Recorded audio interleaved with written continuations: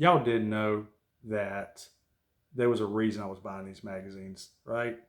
I didn't fool y'all. Y'all knew what was up. Y'all knew why I bought these. Let's just go ahead and be honest about that. Anyways, let's go ahead and get into the video.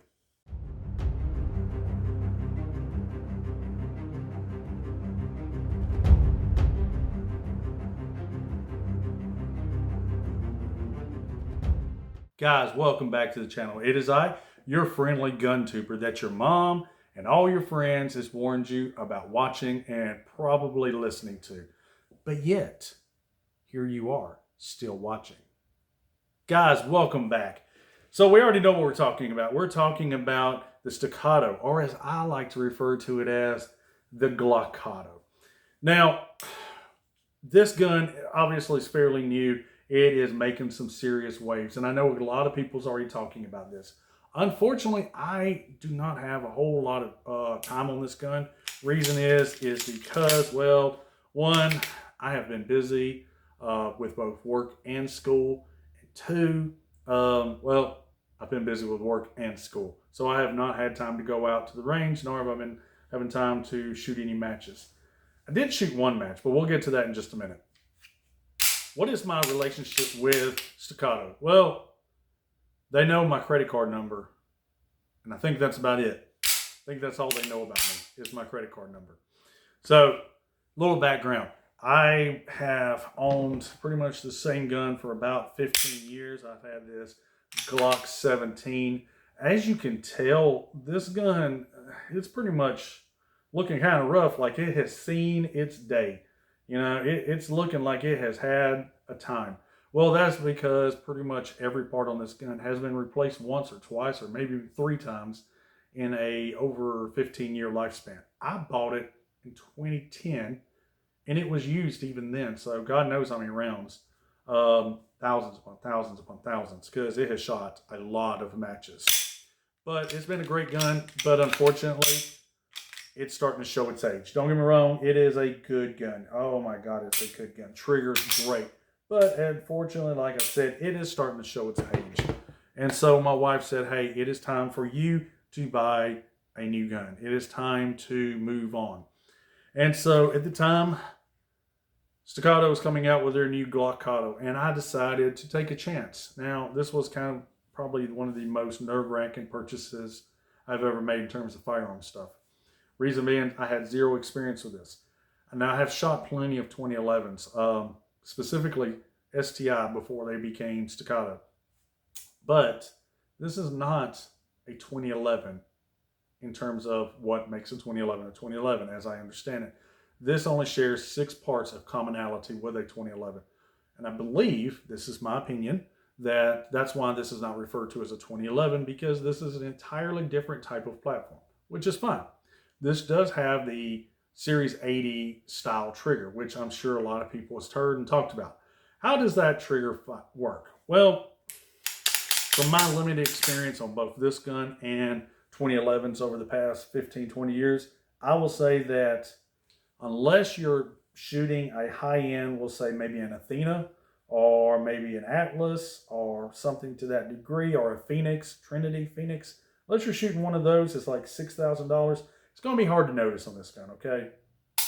It is extremely hard to notice that the trigger on this any different, especially if you've been shooting regular Glocks. This is going to feel like butter. I mean, this is just is the money right here. Now, guys and ladies, there's a lot to talk about on this gun, but unfortunately, I only have shot this gun roughly a couple of hundred rounds. Now, that's not to say that I have not done a lot of dry fire. I've done quite a bit of dry firing, which, by the way, I want to mention that this magwell, I mean, this gun, the magwell on this gun almost sucks this thing right in there. I mean, this thing is like, oh my God, Jesus. This is like wildly amazing. Anyway, the magwell on this thing is, ooh, and this thing is perfect. I mean, it just sucks right into it. But how does it shoot in a competition environment or in a dynamic environment? Well, unfortunately, I have not shot USPSA with it because nobody's making holsters for it, and that's probably a problem that probably needs to be addressed.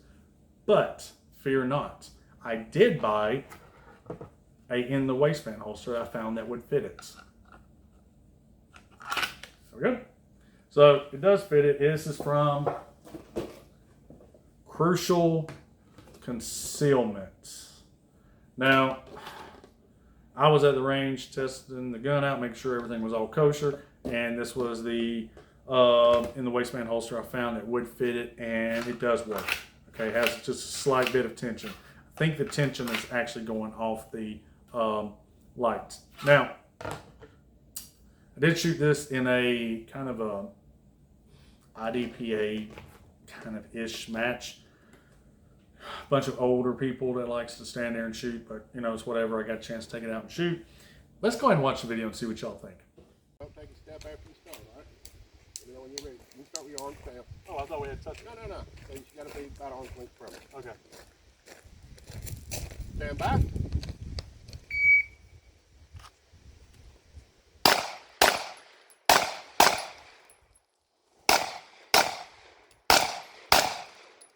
Your arm finished, unload your clip. Slide down the hammer down the holster. That was pretty cool. This gun shoots really fast. I mean, like, for the fact that I only had a couple hundred rounds, at that point, I think it was like 300 or so rounds. I think it was, wow.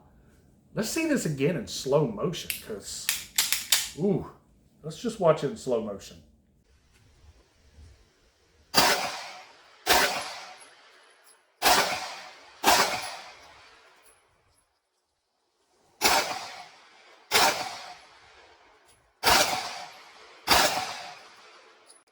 Your arm finished, unload your clip. Not bad, huh? They're pretty cool. I'm not going to really be able to talk about all the things of this gun because, as I said, I've only put about 300 rounds through it. I have not really had a lot of time to be able to get to the range, whether it be because of work, whether it be because of family, or whether it be because we're nearing the end of finals, and I still got, finals, and I got a project I got to finish up. So I have not had time to go to the range. Hopefully, I'm going to be able to do a few videos. Actually, I'm going to the range Saturday for work, as a matter of fact. So I'll probably try and get some range time then, maybe get some video, and we'll come back and talk about this. But initial thoughts, initial opinions. The gun is phenomenal. The trigger is better, much better than I expected.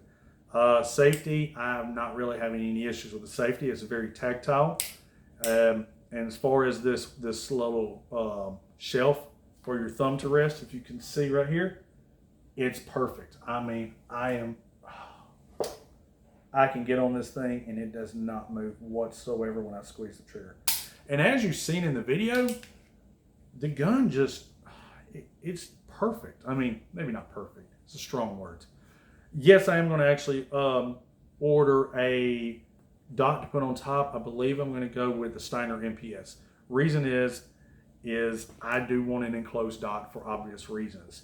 I know we're going to talk about duty and all that other, but the reality is through the past year of using this Holosun 507, which, by the way, I want to mention that a Holosun 507 comp is a phenomenal optic. There is issues with it, meaning there's a lot of junk, grime, debris that falls down into this window. And when you're looking through it, you're like, man, I mean, like, I feel like I'm looking through a sandstorm. It's not cool, man. Oops. At least with this one, I'll be able, once I put it there, I can just wipe it off real quick. We're back in the game. Now, other than that, I know it's already been said before, but all operations is ambidextrous with the exception of the mag release. That is the only part that is not ambidextrous. Other than that, everything else is ambidextrous. I have not really noticed it to a degree that I believe it is something that is necessary, but it is there if you are a left-handed shooter. Now, believe it or not, I can actually shoot left-handed. I just don't do it all that often. Okay, so yeah, I mean, it's there for you if you need it. So that brings us to the end of the video. If you like what you saw, go ahead and smash that like and subscribe button. But more importantly, if you have any comments and there's anything you would like to say, go ahead and smash it. Drop some comments because I am going to be doing a couple of videos with this gun. Hopefully, if I ever get a holster for it, and we'll talk about it a little bit more. And if you have a Staccato P4, the Glockato. Drop me some lines. Let me know if there's anything that I'm missing or that I need to be thinking about in terms of maintenance and upkeep. All right, guys. See y'all the next one.